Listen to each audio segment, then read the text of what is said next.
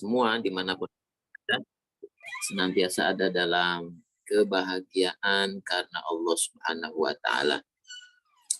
Dan kita sudah sama-sama menyampaikan cara seorang muslim berbahagia itu disampaikan oleh Allah Subhanahu wa Ta'ala. Dalam surat Yunus ya, a'udzubillahi minasyaitonirrajim, qul bi fadlillahi wa bi rahmatihi fabidzalika falyafrahu huwa khairum mimma yajma'un. Katakanlah atas karunia Allah, atas rahmat Allah yang dengannya kalian berbahagia, dan itu lebih baik daripada apa-apa yang kalian kumpulkan. Dan saya percaya sahabat semua yang ada di sini adalah orang-orang yang ada dalam kebahagiaan. Kenapa? Karena setiap hari menghitung-hitung karunia Allah. Ya Allah, terima kasih saya Engkau ciptakan. Ya Allah, terima kasih saya telah Engkau hidupkan. Ya Allah, terima kasih atas nikmat tubuh yang sehat. Ya Allah, terima kasih saya mendapatkan rezeki hari ini. Alhamdulillah bisa makan, alhamdulillah bisa minum, alhamdulillah bisa bergerak, alhamdulillah bisa melihat, mendengar, berjalan, memegang. Luar biasa karunia Allah yang datang menghampiri kita setiap saat, setiap waktu. Dan juga kita berterima kasih yang karenanya berbahagia karena kita senantiasa menatap rahmat Allah, kasih sayang Allah kepada kita. Yang luar biasa, Allah mencintai kita lebih dari kita mencintai diri kita sendiri. Allah menyayangi kita lebih dari kita menyayangi diri kita sendiri. Allah lebih tahu siapa diri kita jauh lebih daripada kita tahu diri kita sendiri. Sahabat semua, contohnya Allah itu sayang, Allah itu penuh dengan rahmat. Kalau Anda berteman, sekarang Anda punya teman dekat banget. Sudah jadi teman dekat, sudah lama, bisa jadi sudah 5 tahun, 10 tahun. Dia dekat dengan kita. Namun, tahukah Anda apakah pengetahuan teman Anda dengan diri Anda itu betul-betul 100%? Tentunya enggak. Yang tahu siapa diri Anda sebenarnya, yang tahu aib diri Anda sebenarnya, yang tahu dosa dan kesalahan yang pernah dilakukan diri sendiri, itu boleh jadi teman dekat kita tidak tahu. Kira-kira nih sahabat semua, kalau pengetahuan teman kita terkait dengan diri kita sama dengan pengetahuan diri kita terhadap dosa, aib, kejelekan, keburukan diri kita, kira-kira teman dekat kita itu masih mau nggak berteman dengan kita? Nggak mau kayaknya, Ustaz. Nggak mau. Nggak mau, karena lihat, nih orang jelek banget, nih orang buruk banget. Teman Anda tidak mau dekat dengan Anda. Perhatikan bagaimana Allah menyayangi Anda. Allah tahu betul siapa diri Anda. Allah tahu betul siapa diri kita. Allah menyaksikan, melihat ketika seseorang bermaksiat, termasuk kita. Allah tahu maksiat kita. Allah tahu bebalnya diri kita. Tapi Allah tidak pernah meninggalkan hamba-hambanya. Allah tetap memberikan hidup. Allah tetap memberikan nafas. Allah tetap memberikan rezeki. Pada saat yang sama, Allah tahu betul buruknya, jahatnya, dosa, kesalahan yang boleh jadi sampai saat ini dilakukan. Teman Anda saja kalau tahu itu pasti kabur. Tapi Allah tidak pernah meninggalkan siapapun yang Allah telah ciptakan. Allah sempurnakan rezekinya. Maka sahabat semua, kalau orang memilih pengetahuan ini, ia malu betul kepada Allah. Ia malu kepada Allah. Ya Allah, Engkau tahu aib diri saya. Engkau tahu dosa saya. Engkau tahu kesalahan saya. Engkau tahu betapa tidak taatnya saya. Engkau tahu betapa membangkangnya saya. Engkau tahu kesombongan saya. Allah tetap menyempurnakan rizkinya, dan itu sesuai dengan janji Allah bahwa Allah menciptakan setiap kita sempurna dengan rizkinya sampai orang itu menghembuskan nafas terakhir. Rizki dari Allah itu bisa berupa kesehatan, bisa berupa teman yang baik, bisa berupa apapun saja. Dihindarkan dari musibah, dihindarkan dari fitnah. Allah senantiasa baik dan tidak pernah zalim kepada kita. Itu salah satu bentuk rahmat Allah atas diri kita. Makanya kalau seorang muslim ingin bahagia, tataplah, catatlah, saksikanlah. Pertama, fadilah Allah atas dirinya. Yang kedua, rahmat Allah atas dirinya. Dan itu lebih baik daripada apa yang kita kumpulkan. Lebih baik daripada ilmu yang kita kumpulkan. Lebih baik daripada harta yang kita kumpulkan. Lebih baik daripada keinginan-keinginan yang kita kumpulkan. Lebih baik daripada harapan-harapan yang kita kumpulkan. Lebih baik daripada hajat yang kita inginkan. Lebih baik dari apapun saja. Nah, kalau orang itu melihat fadilah Allah dan rahmatnya lebih besar daripada apa yang ia kumpulkan, maka ia akan menjadi orang yang paling berbahagia hari ini. Masya Allah. Sahabat semua, nikmati fadilah dan rahmat Allah setiap hari, dan salah satunya Allah menebarkan rahmatnya di hari raya Jumat ini. Maka saya mengajak pada diri saya pribadi, yuk kita bersalawat kepada sebab dari segala sebab, yaitu Rasul Muhammad Sallallahu Alaihi Wasallam. Masya Allah ya. Mari kita memperbanyak salawat. Mari kita salawat bersama-sama dimanapun Anda berada. Ya Nabi, salam alaika. Ya Rasul,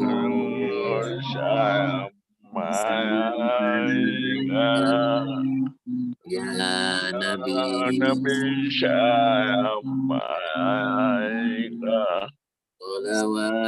salawatullah alaika. Ya Nabi, salam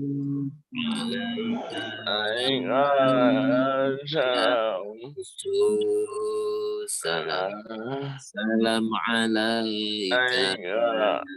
Ya Habib, salam alaika. Salawatullah alaika. Ya Nabi, salam alaika. Ya Rasul, salam alaika. Ya Nabi, salam alaika. Salawatullah alaika. Masya Allah. Ketika Allah menciptakan alam semesta ini, maka Allah memulainya dengan menciptakan cahaya Nabi Muhammad Sallallahu Alaihi Wasallam. Dengan cahaya itu Allah Subhanahu Wa Taala menciptakan seluruh alam ini. Maka dikatakan dalam Al-Quran, A'udzubillahi minasyaitonirrajim, wa ma arsalnaka illa rahmatan lil alamin. Dan tidaklah kami utus Rasul Sallallahu Alaihi Wasallam kecuali menjadi rahmat bagi seluruh alam. Jadi Rasulullah SAW itu rahmat bagi manusia. Rasulullah itu menjadi rahmat bagi jin. Rasulullah rahmat bagi para malaikat. Rasulullah rahmat bagi iblis. Rasulullah rahmat bagi surga. Rasulullah rahmat bagi neraka. Rasulullah rahmat bagi makhluk yang ada di bumi. Rasulullah rahmat bagi penghuni langit. Jadi semua yang Allah ciptakan mendapatkan rahmatnya baginda Nabi Muhammad Sallallahu Alaihi Wasallam. Itulah makna wa ma arsalnaka illa rahmatan lil alamin. Rasulullah merahmati orang yang baik. Rasulullah merahmati orang yang jahat, yang zalim, penuh dengan dosa. Rasulullah memberikan rahmatnya sebagaimana Allah memberikan rahmatnya kepada seluruh makhluk-makhluknya, yang baik maupun yang buruk, yang adil maupun yang zalim. Tentu dengan kadar hukum-hukum syariat. Masya Allah. Maka sahabat semua, yuk mari kita sama-sama memperbanyak salawat kepada Rasul Muhammad Sallallahu Alaihi Wasallam. Salawat yang paling pendek salawat Jibril. Sallu ala nabi, sallu ala nabi, sallu ala nabi, sallu ala nabi. Mudah-mudahan hati kita bersambung dengan Rasulullah, pikiran kita, perasaan kita, sikap kita, perbuatan kita bersambung kepada Rasul Muhammad Sallallahu Alaihi Wasallam. Sahabat semua yang dirahmati Allah Subhanahu Wa Taala, izinkan saya share slide pada malam hari ini. Masya Allah. Beberapa hari lagi kita akan, Masya Allah, kedatangan rahmat Allah yang besar. Bulan suci Ramadan. Idza jaa Ramadan. Kalau datang Ramadan. Futihat abwaabul jannah. Maka dibukalah pintu-pintu surga. Masya Allah. Wa ghuliqat abwabun nar. Dan dikunci, ditutup pintu-pintu neraka. Masya Allah. Wa suffidatus syayatin. Dan dibelenggu setan-setan. Masya Allah. Setan apa? Setan dalam bentuk jin. Kita baca dalam surat An-Nas, minal jinnati wan nas. Ada setan dari golongan jin dan ada setan dari golongan manusia. Jadi kalau ada manusia di dunia ini yang berlaku buruk, berlaku jahat, melakukan dosa di bulan suci Ramadan, boleh jadi ada dua sebab. Satu, dia sudah menjadi setan dari golongan manusia. Atau yang kedua, dirinya kalah dengan hawa nafsunya sehingga mengikuti langkah-langkah setan. Oke. Maka sahabat semua, kalau kita memasuki bulan Ramadan, kalau begitu ini saat yang tepat kita mengevaluasi diri kita. Kalau tetap ada keburukan selama bulan Ramadan, ini saatnya kita evaluasi. Oh, ini ternyata yang buruk ini saya, yang masih ngikut hawa nafsu dan lain sebagainya. Sahabat semua yang dirahmati Allah Subhanahu Wa Taala, insya Allah hari ini kita akan share terkait dengan kebahagiaan kita menjelang bulan suci Ramadan. Saya sarankan sahabat semua untuk membuka surat Al-Baqarah ayat 183 sampai 187. 83 sampai 187. Ini satu paket ayat terkait bulan suci Ramadan. Sahabat semua, tolong saya pesankan dibaca bahasa Arabnya. Juga yang kedua, tolong dibaca terjemahnya. Bolak-balik berulang kali insya Allah. Mudah-mudahan Allah membuka hati kita, membuka pikiran kita, memasukkan hikmah, pengetahuan, sehingga kita paham makna-makna, rahasia-rahasia, hikmah-hikmah di balik ayat Quran dalam surat Al-Baqarah 183 sampai 187. Masya Allah ya. Rahmat Allah itu kalau datang pada sesuatu, maka segala sesuatu menjadi mudah. Yang sulit jadi mudah, yang berat jadi ringan, yang sempit jadi lapang, yang galau jadi tenang, yang terhimpit jadi terbuka. Itu kalau rahmat Allah itu datang, maka keajaiban-keajaiban hidup akan terjadi pada Anda semua. Hakul yakin. Hakul yakin. Rahmat Allah itu kan ada 100. Bayangkan ya, dalam hadis qudsi rahmat Allah ada 100. Yang Allah berikan kepada dunia ini. Jadi alam dunia ini alam yang paling kecil. Alam yang paling remeh. Alam yang paling sederhana. Dunia dan seisinya ini. Kecil banget. Dan Allah hanya memberikan satu rahmatnya saja. Dari dulu, sejak Allah menciptakan Nabi Adam, sampai nanti di yaumil akhir, itu satu rahmat Allah dibagi-bagi kepada semua makhluknya. Sehingga Rasul mengatakan sampai ibu singa tidak memakan anak singa. Sampai ayam betina, lihat, kalau saya lihat waktu kecil, Masya Allah, ketika anak-anaknya kecil tuh masih baru menetas, itu kaki ibunya diangkat supaya anaknya nggak terinjak. Masya Allah. Itu Rasul mengatakan, mengapa ibu ayam itu mengangkat kakinya supaya anaknya yang masih kecil nggak terinjak? Itu karena rahmat Allah. Maka saya lihat tuh emak-emak, ya Allah, kalau saya lihat emak-emak tuh saya kagum tuh, Masya Allah. Kalau ada emak-emak gendong anaknya, itu kalau nggak karena rahmat Allah, itu nggak mau tuh emak-emak gendong anaknya. Kenapa?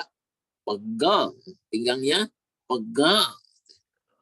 Ada emak-emak netein berjam-jam pada posisi yang sama, ganti kanan, ganti kiri. Itu kalau bukan karena rahmat Allah, nggak bisa tuh melakukan seperti itu. Ada ibu hamil, gendong anaknya kemana-mana, Masya Allah. Itu berat, tapi Allah tanamkan rahmat. Ada seorang ibu yang bangun tengah malam, anak ganti popok anaknya, nangis karena rahmat. Ada seorang laki-laki yang Masya Allah saya lihat ojol tidur di emperan toko. Ada ojol tidur di atas motor. Ada ojol tidur di pojokan-pojokan kota. Itu kenapa mereka seperti itu? Karena mereka ingin mencari nafkah yang halal buat anak istrinya. Ada seorang bapak jalan, jualan kerupuk, udah tua, tapi dia jalan. Itu buat apa? Buat anak istrinya.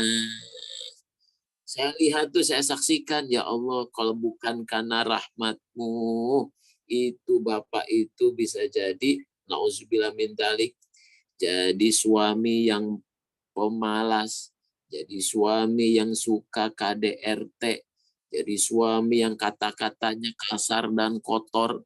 Kenapa itu terjadi? Karena rahmat Allah hilang pada diri laki-laki. Atau boleh jadi ada seorang perempuan yang sudah jadi istri, bawelnya luar biasa, nuntut sana, nuntut sini, menghina suaminya, merendahkan suaminya, mengobrolin kejelekan suaminya di hadapan mertua dan di antara tetangga-tetangganya. Itu terjadi karena hilangnya rahmat Allah pada perempuan itu. Maka sahabat semua, Ramadan itu bulan rahmat. Ini bulan yang bisa menjadikan orang yang buruk menjadi baik. Orang tadinya pendosa menjadi ahli taat. Inilah kesempatan kita. Maka sahabat semua di sini, saya sampaikan ayat tentang puasa kan dimulai dengan kalimat iman. A'udzubillahi minasyaitonirrajim. Ya ayyuhalladzina amanu.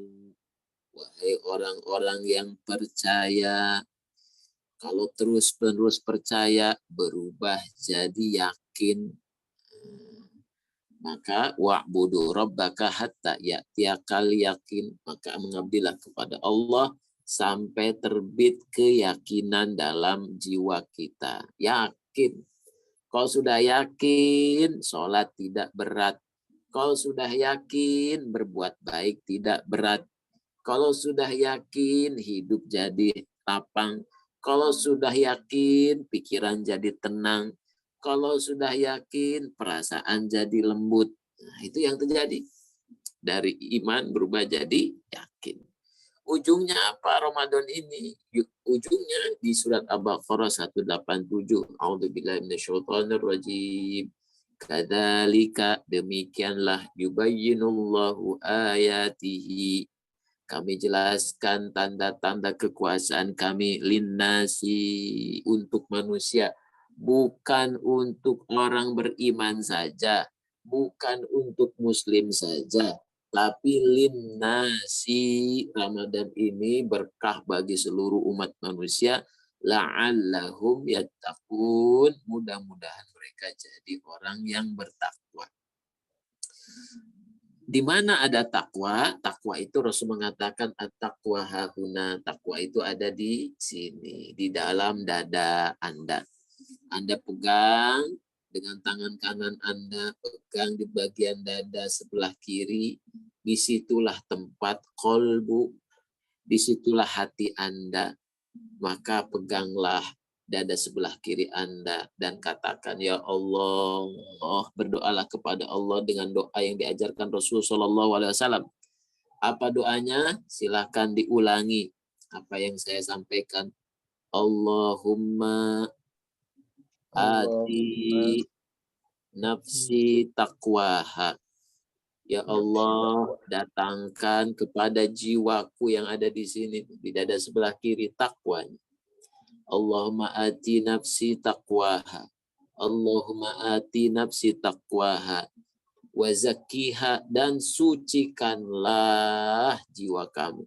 Sucikanlah kolbu kami. Wa zakkiha wa anta khairu man zakkaha. Karena engkaulah sebaik-baik yang menyucikan hati kami. Tidak ada yang mampu mensucikan jiwa kita kecuali Allah, kecuali rahmat Allah, kecuali cahaya Allah. Tidak ada yang bisa membolak-balikan hati kecuali Allah. Dari galau menjadi lapang, dari sempit menjadi lapang, jadi sulit menjadi mudah. Itu hanya Allah yang bisa. Allahumma ati nafsi taqwaha wa zakkiha wa anta khaira waliyuha, karena engkau lah sebaik-baik pelindung kekasih bagi jiwa kami. Wa khaira waliyuha wa maulaha, dan sebaik-baik maula kami, penolong kami. Itu doa yang saya sarankan dibaca di setiap hari di bulan Ramadan. Allahumma ati nafsi taqwa wa zakkiha wa anta khairu man zakkaha wa anta khairu waliyuha wa maulaha. Allahumma ati nafsi taqwaha wa zakkiha wa anta khairu waliyuha wa maulaha. Nah, itu kenapa? Karena Ramadan itu takwa. Gimana dari beriman jadi takwa? Ini kan kita kajian pesan Nuaitu Sakinah. Gini, iman takwa itu saya kasih ibarat orang yang mau nikah, mulai ta'aruf. Ketika mulai ta'aruf, mereka lihat CV. Oke, lihat CV, dilihat wajahnya, dicari tahu sifat perilakunya, dicari tahu asal usulnya. Untuk apa coba? Untuk membangun kepercayaan. Kepercayaan itu bahasa Qur'annya adalah amanu, iman. Iman itu percaya. Yang penting percaya dulu. Makanya ketika orang percaya dengan Allah sebagai Tuhan, percaya sebagai Nabi Muhammad sebagai Nabi dan Rasul terakhir, maka dia bersyahadat. 2 kalimat sederhana. Asyhadu alla ilaha illallah wa asyhadu anna Muhammadar Rasulullah.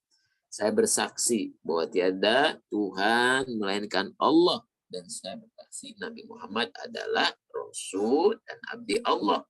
Dia mulai menjadi Muslim, percaya. Itu percaya.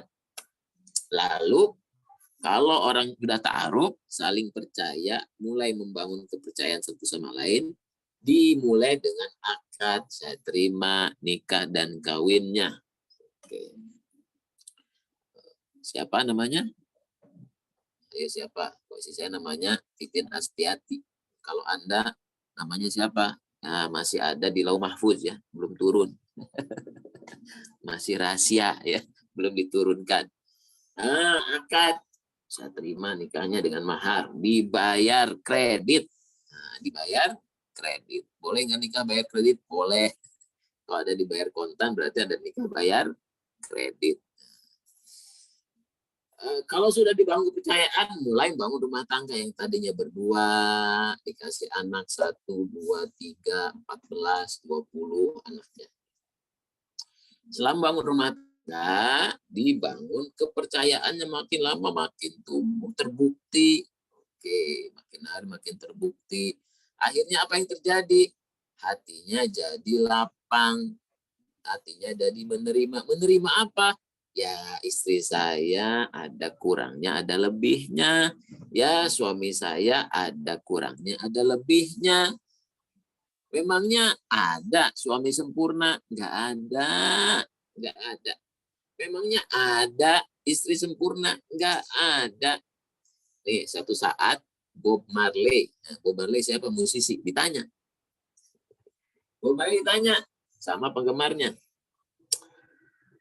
Ada nggak, kata dia, istri yang sempurna?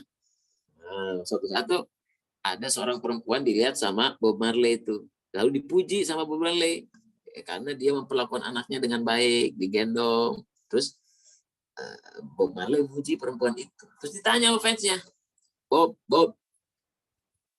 apakah dia wanita sempurna? Apa jawab Bob Marley? Memangnya ada kesempurnaan di dunia? Kagak ada. Jadi kalau Anda mencari istri sempurna, kalau Anda mencari suami sempurna, kagak pernah ada, bro and sis, kagak pernah ada. Anda salah nyari. Bob Marley melanjutkan, lihat laut ini. Apakah laut sempurna? Enggak. Anda lihat tenang laut ya. Tapi laut gelap kalau masuk ke dalam. Nyelam ke dalam, gelap. Engap, kalau bahasa Sunda itu engap, dada sesek, bisa jebol. Kalau masuk ke kedalaman lebih dari 50 meter, kapal selam aja bisa hancur. Langit biru, indah langit. Emang sempurna? Kagak. Kadang langit tertutup oleh awan. Kadang langit menghasilkan halilintar. Bisa membuat sesuatu terbakar. Nggak ada sempurnanya. Jadi kalau kita lihat makhluk-makhluk Allah di sekeliling kita, ada kelebihannya, juga ada ketidaksempurnaannya. Artinya apa? Artinya proporsional, teman-teman, sahabat-sahabat. Anda menikahi seorang laki-laki dan perempuan karena Anda sedang membangun kepercayaan. Nah, setelah menikah, tahapan kedua, jadi tambah lapang. Demikian pula ketika kita berislam, ketika kita belajar tentang Allah dan Rasul-Nya, makin lama kita makin asik. Ya Allah, makasih. Ya Allah, makasih. Ya Rasulullah, aku makin cinta kepadamu, makin rindu kepadamu. Nah, suami istri makin lapang, makin menerima suami apa adanya sekarang 100%. Juga suami menerima istrinya 100% dari lebih dan kurangnya. Tinggal mau lihat lebihnya atau melihat kurangnya. Anda, pada diri Anda pribadi, emangnya Anda sempurna? Kagak. Kalau lihat di video Instagram, TikTok, kayaknya tuh keluarga lain asik banget ya.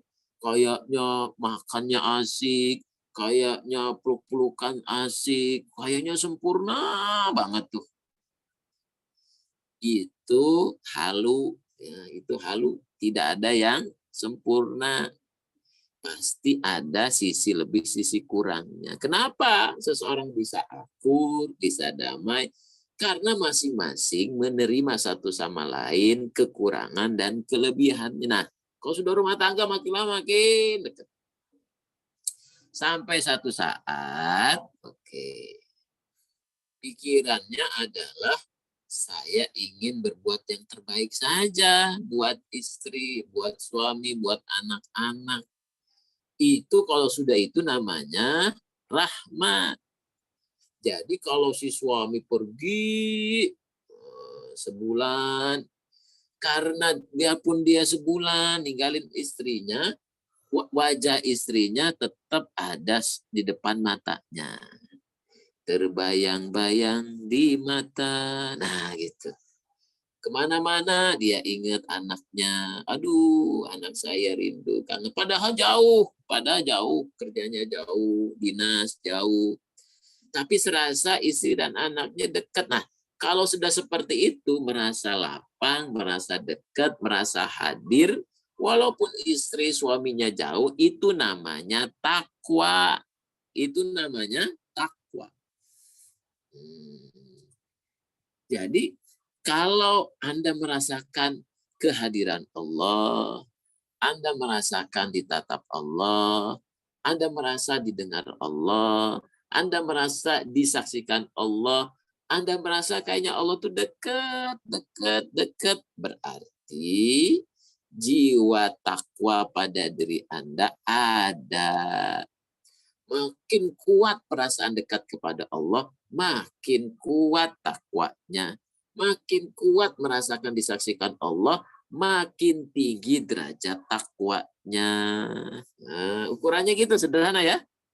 Sehingga kalau suami istri sudah seperti itu, si suami nanya, "Mah, kira-kira siapa dulu ya yang dipanggil Allah? Mama atau papa?"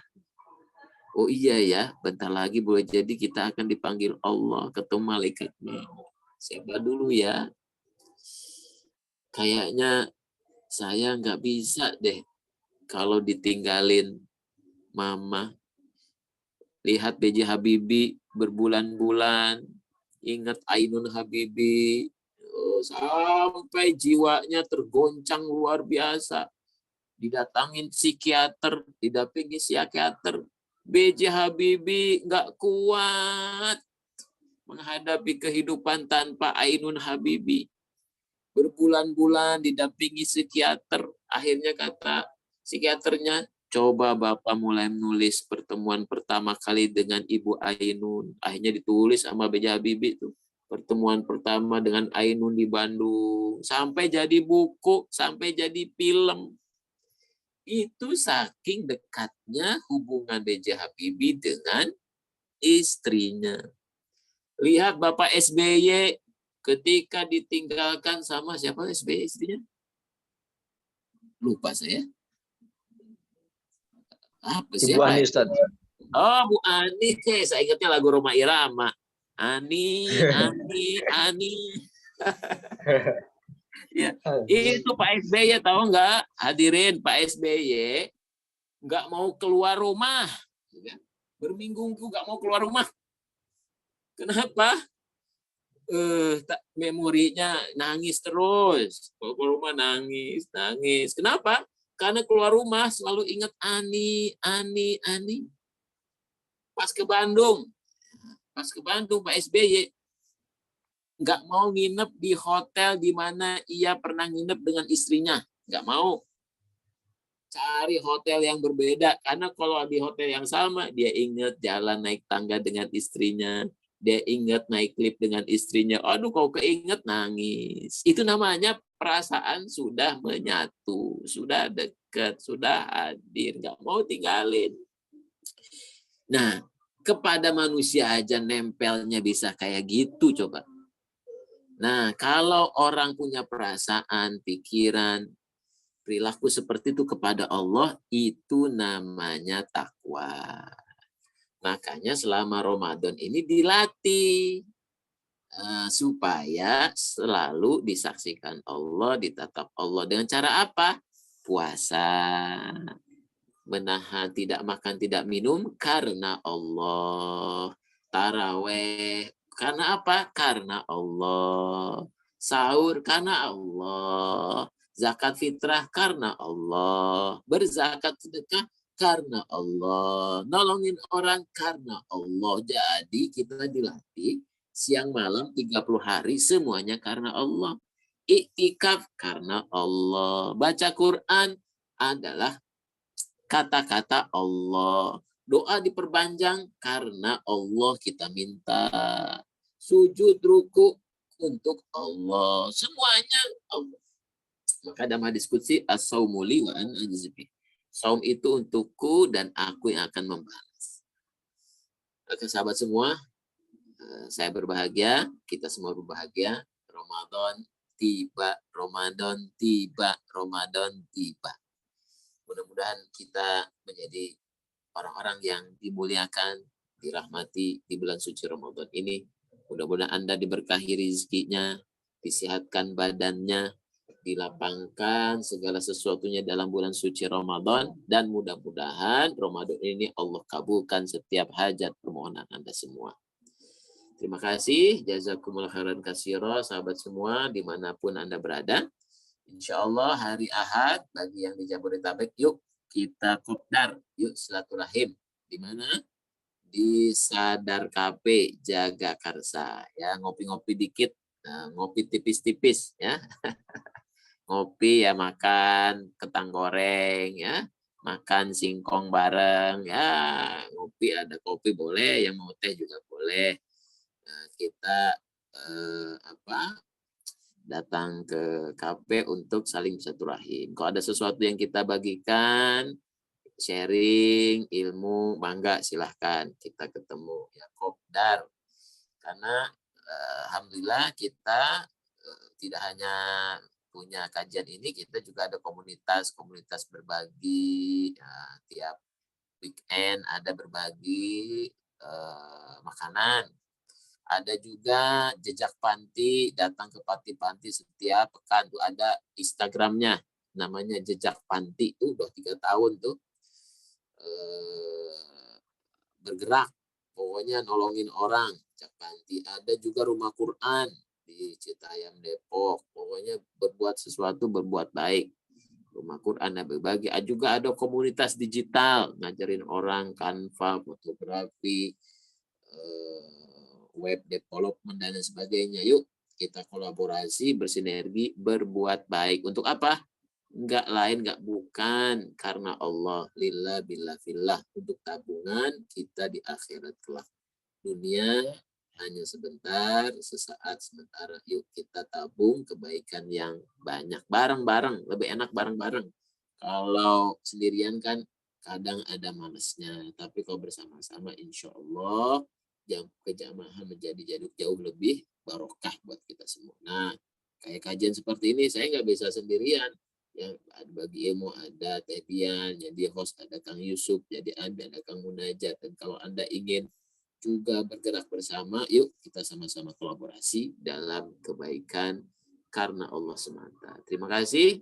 Jazakumullah khairan katsira. Shallu ala nabi. Wabillahi taufiq wal hidayah. Assalamualaikum warahmatullahi wabarakatuh.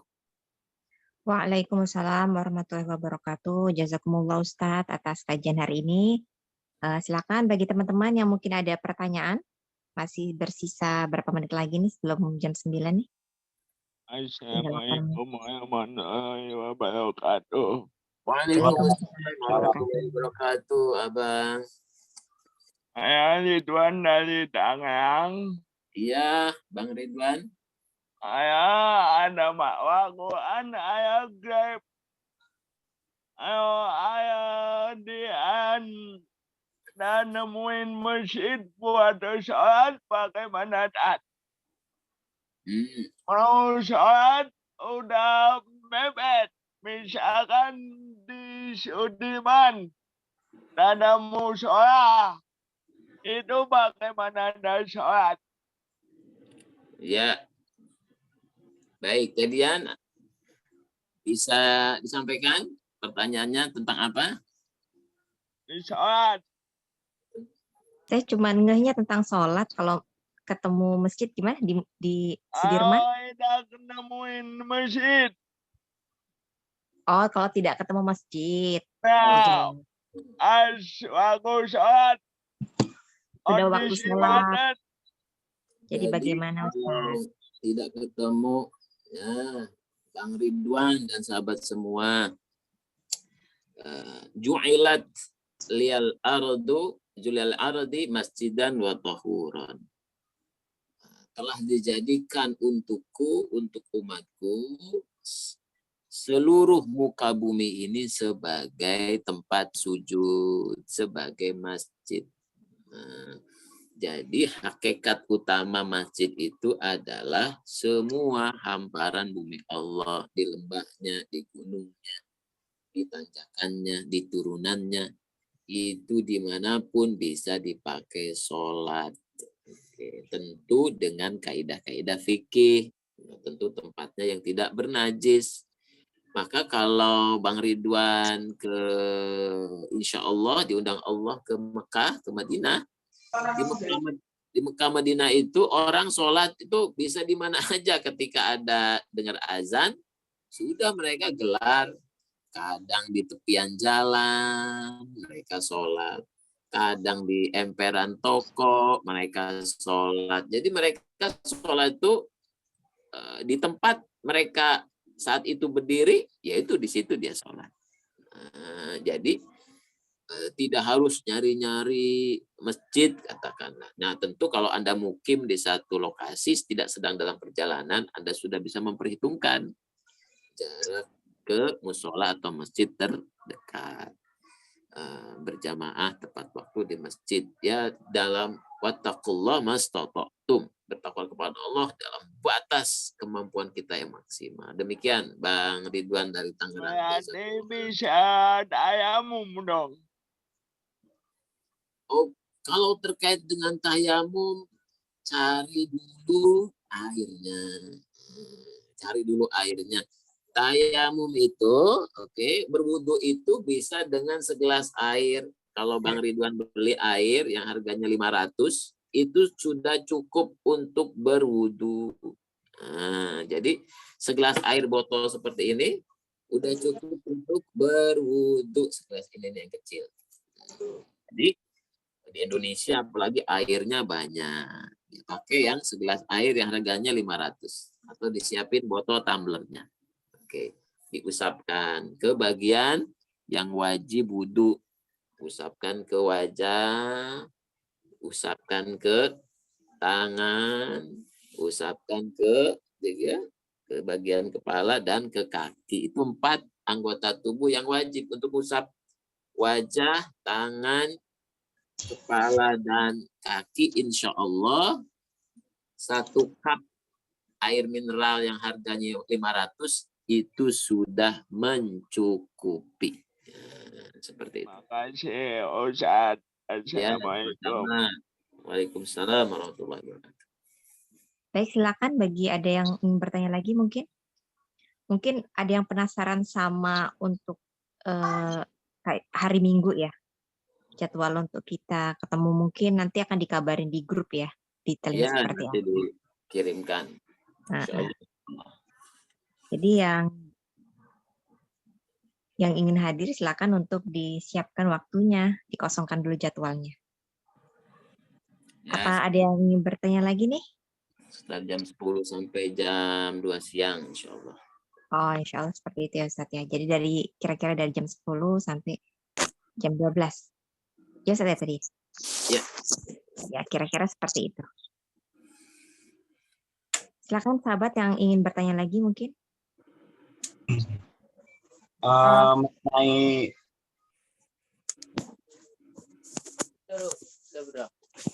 Silakan tadi.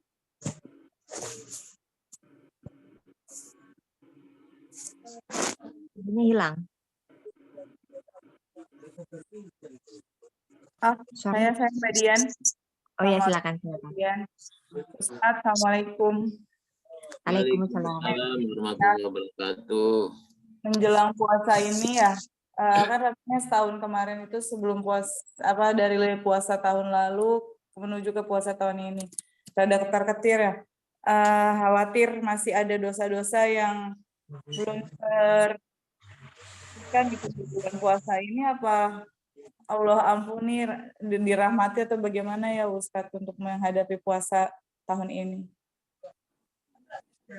Baik. Jadi posisi hati kita kepada Allah adalah husnuzon, berbaik sangka. Oke. Jadi kalau ada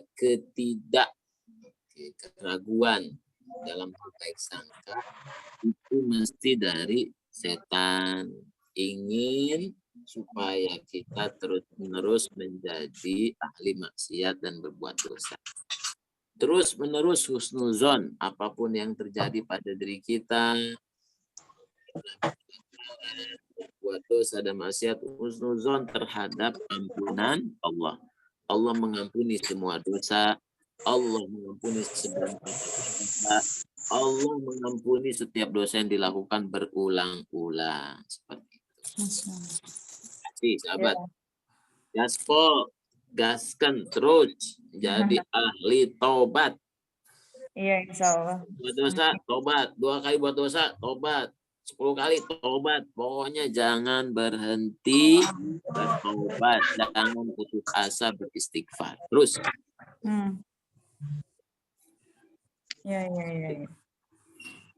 Baik, jazakumullah Ustaz. Ada lagi mungkin? Karena udah mau. Terima kasih Mbak Dian. Ya, sama-sama. Sama-sama.